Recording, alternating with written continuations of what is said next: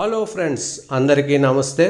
ఈరోజు విజయవాడ కనకదుర్గమ్మ ఆలయానికి వెళ్ళామండి దర్శనానికి. విజయవాడ కృష్ణా బ్యారేజ్ చూసారు, ఫుల్గా ఉంది వాటర్. కృష్ణా బ్యారేజ్లో అందరూ స్నానాలు చేస్తున్నారు. ఇక్కడే మనం తల్లేలాలు ఇచ్చి ఇక్కడే స్నానాలు చేసేస్తున్నారు. కిందే ఉంది తల్లేలాలు, కృష్ణా బ్యారేజ్ స్నానాలు కూడా ఇక్కడే ఉంది. ఇక్కడ వేడి నీళ్ళు కూడా అమ్ముతున్నారండి. ఇక్కడ స్నానాలు చేసేసిన తర్వాత మనం ఇది పైన కొండ అమ్మవారి దర్శనానికి వెళ్ళిపోవచ్చు.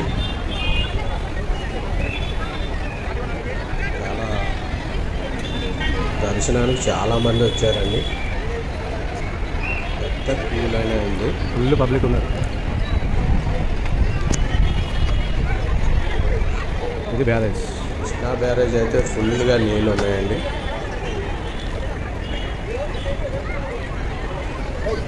ఎన్ని గేట్లు ఉన్నాయి?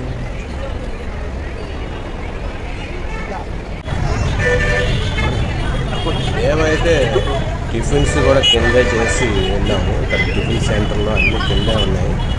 చాలా బాగుంది. మెట్లు మాత్రం అమ్మవారి గుడి పైన కింద నుంచి చూపిస్తున్నాను. కొండ మార్గం, సుందర కీలాద్రి శిఖరాగ్రం, అమ్మవారి గుడి. ఇవన్నీ బిల్డింగ్ అన్నదానం బిల్డింగ్ అండి. ఇందులోనే మొత్తం 5 ఫ్లోర్లలో అన్నదానం జరుగుతుంది. వంటలు అన్నీ ఇక్కడే జరుగుతాయి. మెట్లు పూజకి మార్గం, కీలాద్రి అమ్మవారి గుడికి వచ్చాం పైకి. పైనండి మెట్లు మార్గం కూడా ఉంది.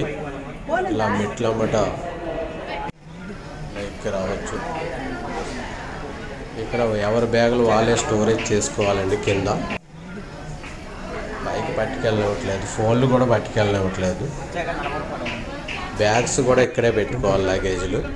బిల్డింగ్ అడ్డ ఉంది టెంపుల్.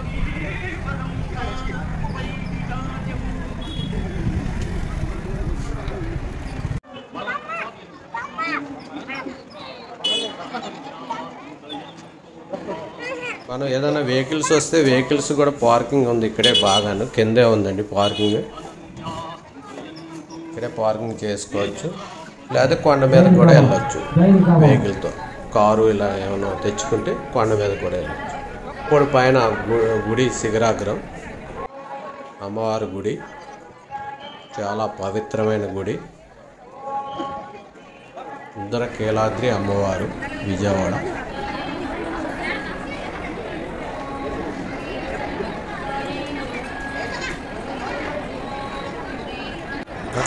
ఇక్కడే అమ్మవారిని దర్శించుకున్నాం. చూడండి, అమ్మవారిని దర్శించుకున్నాం. లోపల నుంచి ఫోటోలు తీసుకోవడానికి ఎలా లేదండి. మేము పర్మిషన్ తెచ్చి ఇక్కడ దాకా వచ్చి తీసుకున్నాం ఫోటో. అసలు డైరెక్ట్ క్యూ లైన్లోనైతే తీసుకెళ్ళవట్లేదు. తర్వాత లిఫ్ట్లో వెళ్ళి తీసుకున్నాం.